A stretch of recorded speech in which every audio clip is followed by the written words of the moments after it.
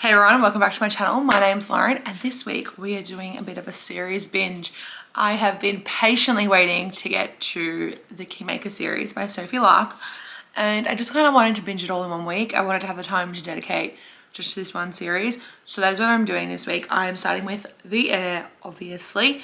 I'm going to be documenting my thoughts and feelings. I loved Brutal Birthright. Within the 6-book series, there was ones that I loved and ones that I didn't, naturally. But nothing got lower than a 3-star for me. I thoroughly enjoyed them.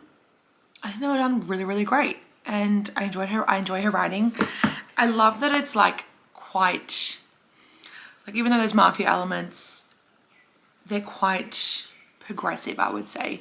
And the characters have more depth, more challenges, and it's not just the basic like, oh, you can't have sex till marriage and that kind of thing.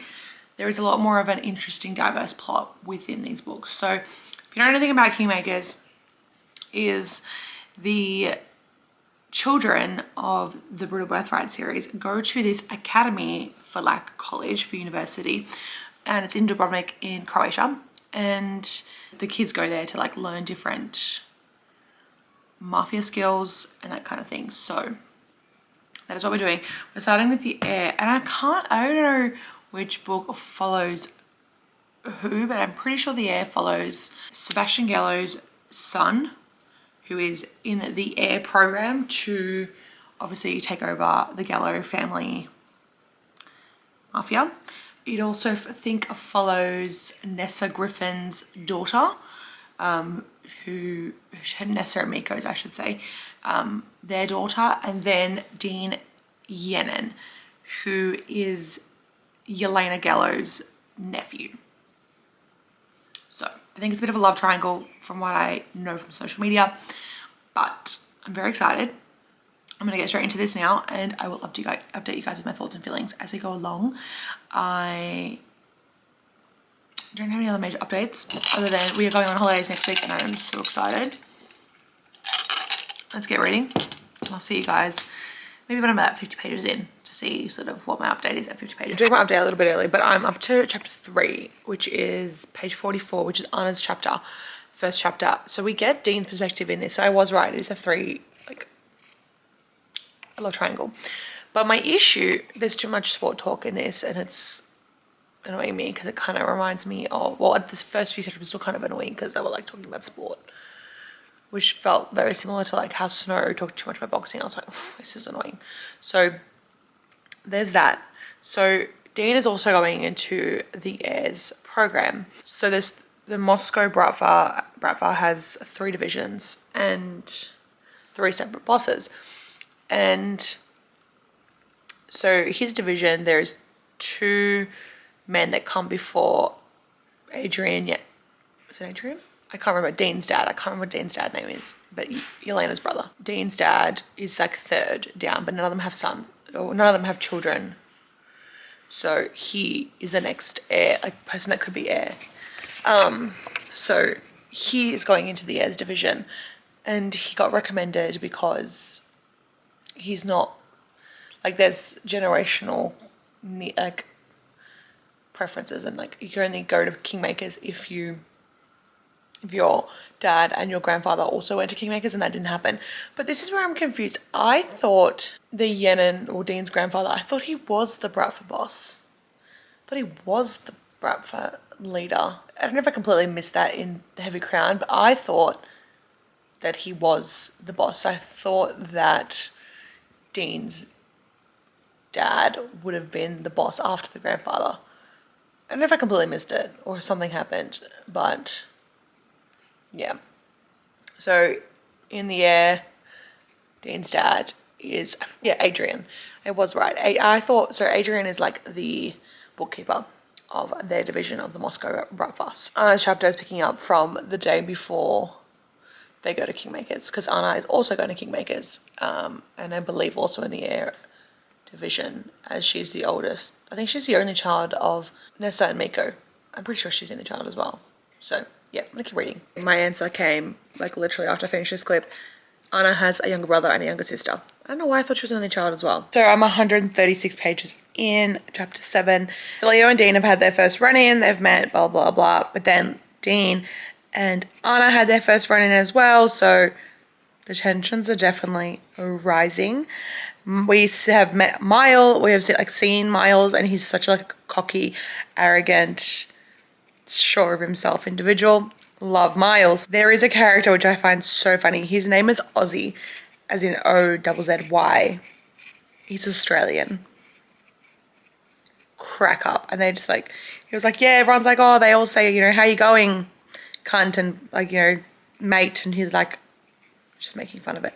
This is very funny. So yeah, I'm definitely enjoying this so far. Keen to see where the plot goes.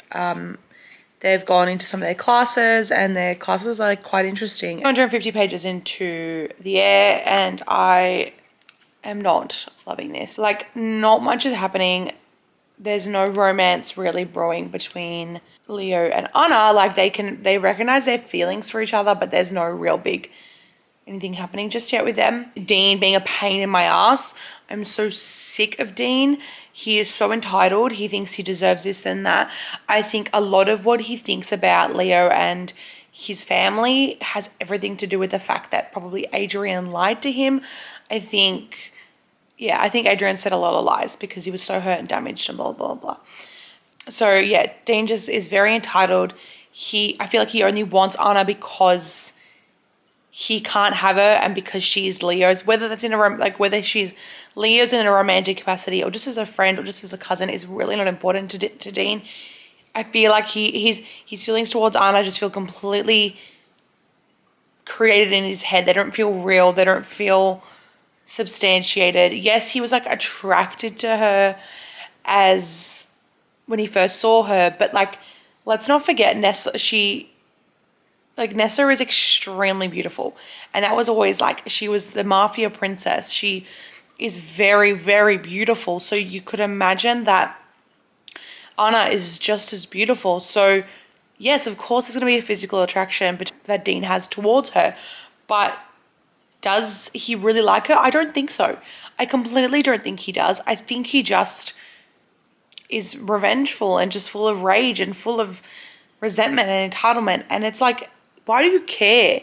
I don't know. He wasn't around. He didn't experience any of this. Why do you care so much? At the end of the day, Leo is his cousin. Who cares whether your parents are feuding or not? He is your cousin, and you have the opportunity to get to know him in a really, really good way, but you're choosing not to. That's just my take on it. He did something really, really bad to Leo just before the 50% mark, or probably at the 50% mark, and I'm not okay with it. I don't think it was a really good thing to do. So it just made me hate him even more. But I'm going to keep reading because I just want to see where this goes. I don't know if this is going to be a favourite because Dean is so frustrating, but I think the next one, I will love it because Miles is freaking hilarious. Chapter 27. Dean is a disgusting, terrible human. I know he gets a redemption arc, but oh my God, the things that he does and the boundaries that he pushes is disgusting. I made a couple of annotations. I'm just going to talk about it on my phone. Blinds are closed because it's hot. I'm going to talk you through my annotations from my phone because the Kindle is obviously slower. This is the last update I'm going to do before I finish the book. So something that frustrates he claims Anna as his girlfriend when he never asked her to be his girlfriend. She never said yes to being his girlfriend. Deranged. And he's like, my fucking Anna. She's not yours. She doesn't belong to you. She's not an object. She's a human being. Deranged. Then he says, if my aunt never betrayed our family and married the enemy, then Leo wouldn't even exist. Okay, he does. It's clear that he does not know the backstory of what happened. He thinks that Yelena went behind their backs and did what she did.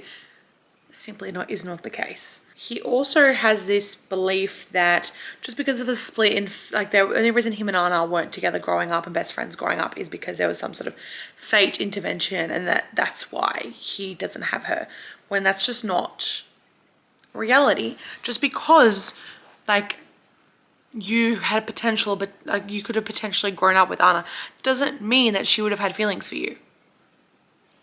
That's just simply, the math ain't mathin', mate. He's annoying. He's really annoying. I know Sophie wrote this series pretty much just to write Dean's story arc, but he's so annoying. I really want him to be worth it, but I just don't know if he is. I don't know. We'll see. I still think the spy's the same person. I haven't got any other clues at this stage about who I think the spy could be. I finished the Heir. Did I love this? No. Did I enjoy it? Definitely. Definitely 4 stars. I loved everything about Anna and I loved everything about Leo and their friendship and their romance. Everything was perfect except for Dean. He infuriated me. And I know that he gets better in his book, but for me, his behavior was just like inexcusable at times. I'm hoping that we see that like he's been brainwashed by his dad with all this inaccurate information. That's why he thinks the way he does. I hope that he can reconnect with Leo and Elena and like be a family with them, because he deserves, like I think deep down, if that's the case that his parent, like his dad did die, like pollute his mind, then I think he definitely deserves a family. If he can't do that, then he doesn't deserve a family. But that's my thoughts on this. Solid 4-star read. Will I read it again? Maybe. Don't know. So I think the next book is Enemies to Lovers, and it is Miles's book, and I'm very excited because his love interest is a very interesting character, and I'm very, very keen for the next book. So yeah, I love like Miles's playful attitude and his just like cockiness. It's just so entertaining. It is so entertaining, and I think it'll be really entertaining to read about. So I am probably going to start that tomorrow. I've got some other things to do now. Let's do a little unboxing. There is an anticipated read in here and something that I wanted to replace with a different version. So let's open it up.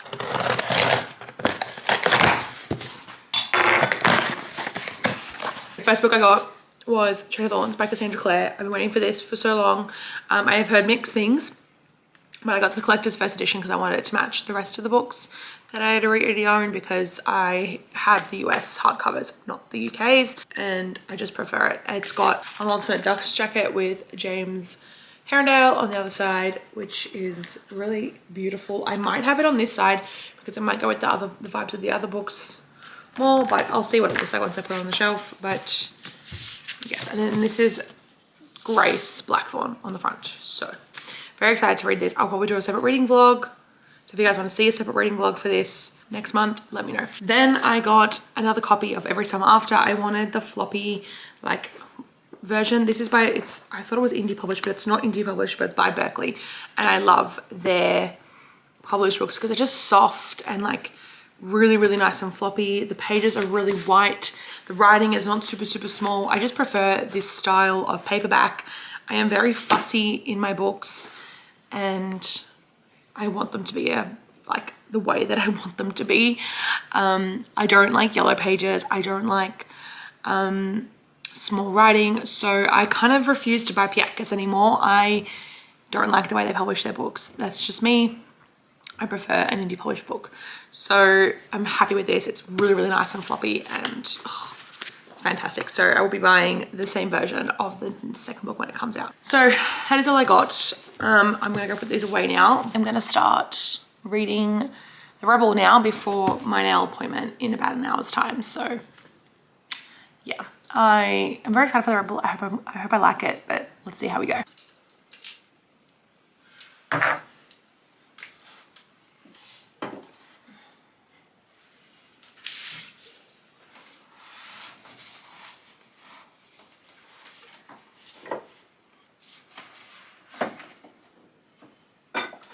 So I just stopped reading for a little while to do some work, but I am 110 pages into The Rebel and I don't know how to feel yet. It is very jarring. This is a very like traditional mafia focused book.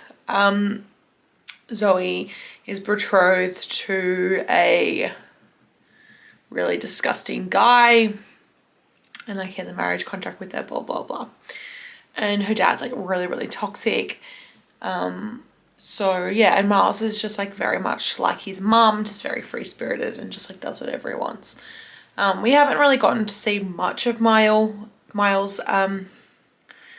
We are seeing more of Zoe, but we also have Kat's POV in this book, and I don't really know where Kat plays into this at this stage. I'm very keen to find out, but yeah, there is massive triggers for like really possessive, disgusting, abusive men, so be warned. I really don't know how to feel at this stage. We will see how we go. Okay guys, I'm 168 pages into The Rebel and I have no major thoughts. It's a very traditional mafia style book in terms of the fact that like Zoe's dad is like that traditional crazy strict mafia man. She's in a arranged marriage with a toxic guy who's obviously in the mafia as well. And like Miles is gonna save her, blah blah blah. You can see where this is going. So there's three POVs. So you have Kat, which is Zoe's sister, and Zoe obviously, and Miles obviously. So I don't know why it's 3 POVs. I didn't think this was a love triangle, but I'm sure I'll find out. I'm gonna keep reading. It's 33% of the way through and really not a lot has happened. I have now finished The Rebel. I gave it 5 stars. It was so action-packed, so high stakes, so amazing. I loved it. I love the epilogue, seeing all of Miles' family members like reunite for Sabrina's birthday. So obviously I know that The Savage is about Adric and Sabrina. So this is age gap because Sabrina's 17 at the end of The Rebel and Adric's already finished Kingmakers. So he's in his like 20s, like I would say mid-20s. Well, maybe like 23, 24, let's call it. So I'm excited for The Savage because I think it's gonna be so good. But The Rebel was so high stake. So I figured out obviously why it was 3 POV. Did it need to be 3 POV? I don't think so. I think it could have been fine with just 2 and then had like a couple of snippets of Kat's POV.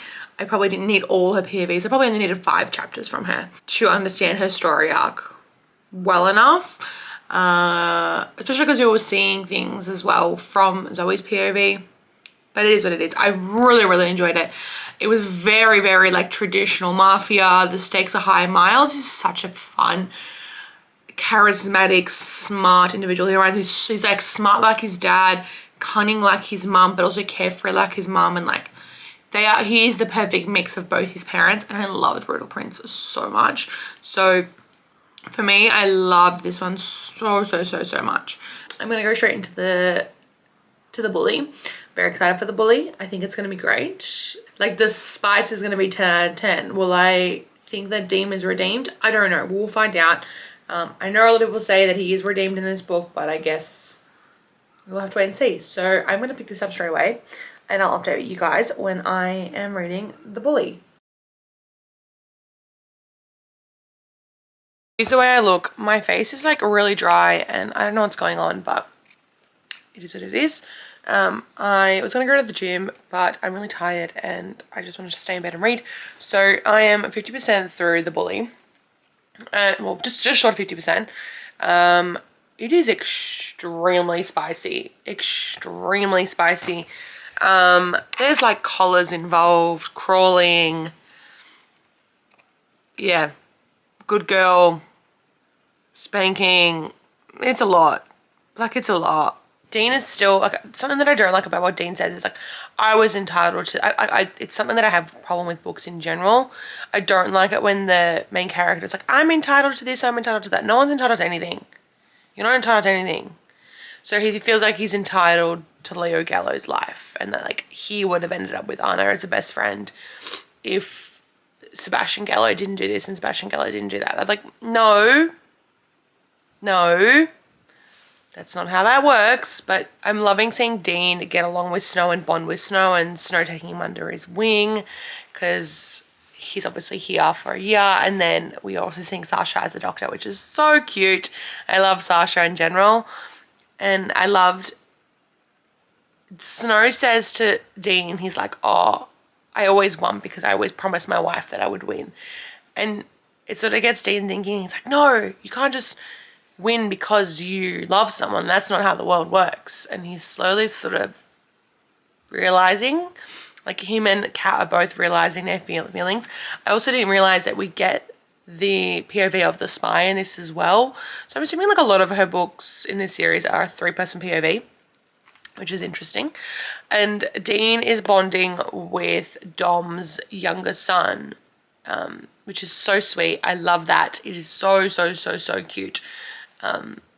Maybe he will be redeemed for me, but far out, he's still really, really annoying in this book. But I'm going to keep reading. As I said, I'm just under halfway, so hopefully I'll finish this morning. But so far, so good. I just finished The Bully. I really enjoyed it. I gave it a 5 stars. It is like a really, really good enemies to lovers.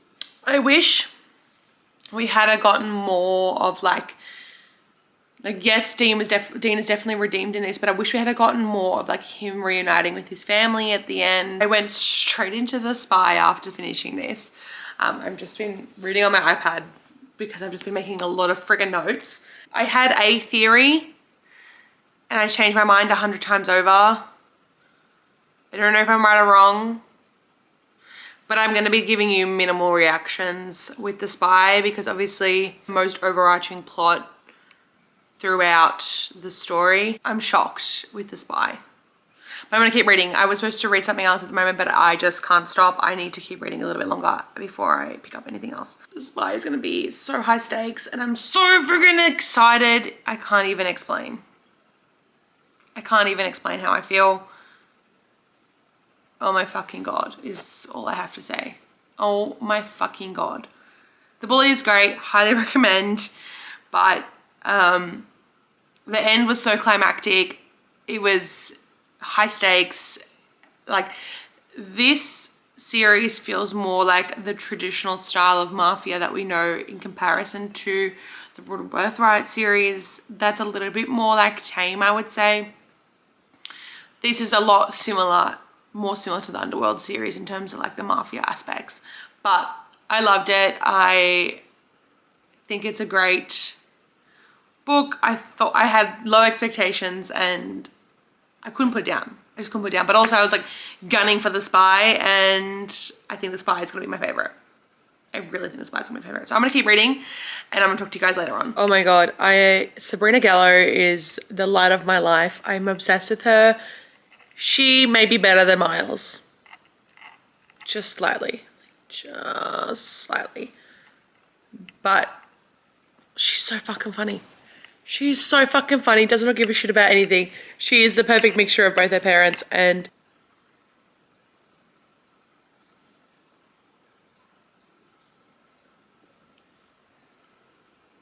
but what does this mean? Okay. So I semi-guessed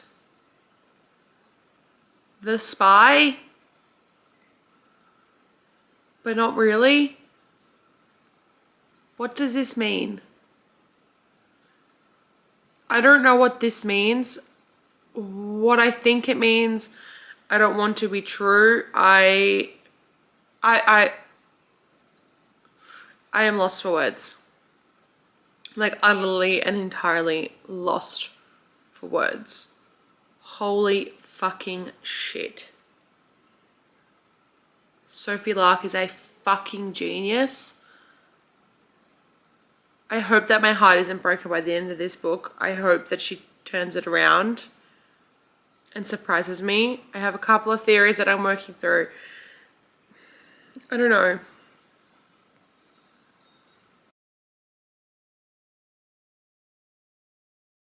Happy Friday, folks. I'm in the middle of my weekly reset to come on and talk about The Spy. I'm just waiting for my phone to charge because I'm filming my weekly reset for TikTok. But I just wanted to talk about The Spy. I finished it last night. I finished it like at midnight. I didn't want to stop. I just kept going and I loved it. I rated it 5 stars. So when I finished it, on reflection, I think that The Bully for me is a 4-star, not a 5-star. And The Spy is definitely a 5-star. The reason to me that The Bully is not a 5-star, it is a 4-star, is because I wanted more I wanted Dean to see more of the backstory about what really happened in the Heavy Crown, and to see more of his reunion with his other side of his family, and see more of his friendship develop with Leo and his cousins. I wanted that more on page rather than just getting the epilogue from Kat's point of view. Other than that, I thoroughly enjoyed the romance. Yes, Dean was redeemed, especially even in The Spy, he was redeemed even more. However, in my eyes, I wanted more from his redemption arc. I wanted to see more of his redemption arc. I wanted it to sort of hit my heartstrings very more, and I wanted to see Yelena and Dean really just like have that special moments more on page. That's sort of how I felt about that. The Spy was amazing. It was so action-packed, so full-on, so high stakes. I think it was fantastic. The reveals, the plot, just the twists and the turns were amazing. I loved both of the main characters. Obviously, I'm not going to say too much because you have to read the series to know. I read this series reading the 6 Brutal Birthday books first. Then I read the first 4 Underworld books, and then I started Kingmakers. And I think that was the best way to go about it. I think in my eyes it was much better because you got to meet the Turgenevs, I think it's Turgenev, as well, because you read Roman and they're in that.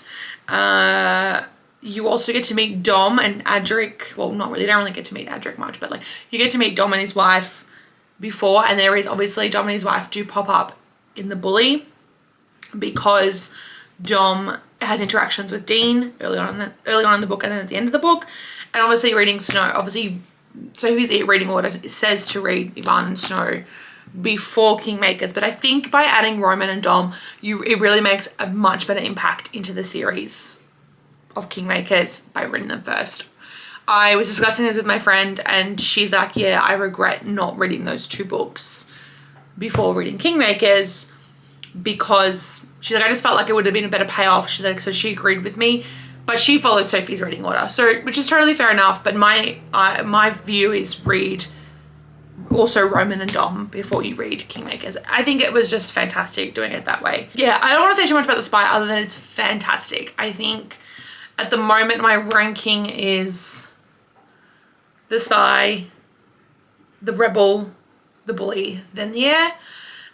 When Savage comes out, when I read Savage today and tomorrow, I will probably finish it tomorrow. I will see how I feel about the rest of it then, but that's how I feel about it. It was a really, really good book, a really, really fun ride.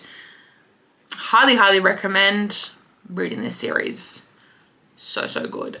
These last few books, the Heir didn't feel super mafia style, but the last 3 felt real true mafia style, and I loved it. It was fantastic. Yeah, I'm very excited for the Savage, because at the end of The Spy you see Adric and you see Sabrina and their interactions. It's so good. Something I also loved about The Spy is the FMC and Sabrina are friends, but they both sort of like women too, and it's more that I don't know, it's not specifically stated about what Sabrina likes, obviously, because it's not from my POV, but you can definitely deduce that Sabrina is at least bisexual. But the FMC in The Spy sort of, she doesn't really say but that she's bisexual. She sort of just said she's just attracted to everyone and actually attracted to people, not necessarily a gender. She loved like the soft nature of women and the femininity of women. That's what she's attracted to, which I really love that view, and I really love seeing that side of femininity appreciated from another female. I guessed who The Spy was, but not fully. So I had such a good time with it. I am so excited for The Savage. I'm going to leave you guys here for now. Happy Saturday. I literally didn't read anything yesterday, but I'm going to be reading The Savage now. I'm reading it on my iPad, so instead of my Kindle, because it's easier to make notes, but I'm going to start that now. I am very hot and sweaty. I spent the whole morning like grabbing stuff for our holiday, so I'm going to start reading The Savage, and I'll update you guys as we go along with any thoughts and feelings I may have, but I'm very, very excited because I love Sabrina Gallo so much, and I think this is gonna be right up my alley, like right up my alley. Happy Monday. I'm closing out this vlog now. I'm actually leaving on holidays, so I'm just gonna quickly talk about The Savage. I thoroughly enjoyed The Savage. At this stage, I think it's a 4 stars. I may change my mind, but I think it's just a 4 stars. Like, it is incredibly long. It obviously feels very disjointed from the rest of the series, but it is definitely like a fun ride. It, high stakes, very, very smutty. It is much more of a smutty book than the rest, but I think it is a great, great book. Sabrina is everything. Adric just worships the ground he walks on. He has some dumb moments where he's like, fragile masculinity, but at the end of the day, he realizes he's like, yeah, she is the woman for me and I have to worship her because she is amazing. And I think the ending was beautiful. I think the only disappointment that I have was that you also don't see that the other characters from the series at all in the, like, even in the epilogue. But overall, I really enjoyed my time reading the Kingmakers series. I think it's a very fun series. I definitely think the way to go about it is starting Brutal Birthright, reading the first 4 Underworld series, then Kingmakers. Do not just read Kingmakers and then go back. The payoff, I think it would be so much better just to do it that way. I think it's fantastic. But that's it. I hope you guys like this video. Please like, comment, and subscribe, and I'll see you guys in my next weekly reading vlog. Bye, guys.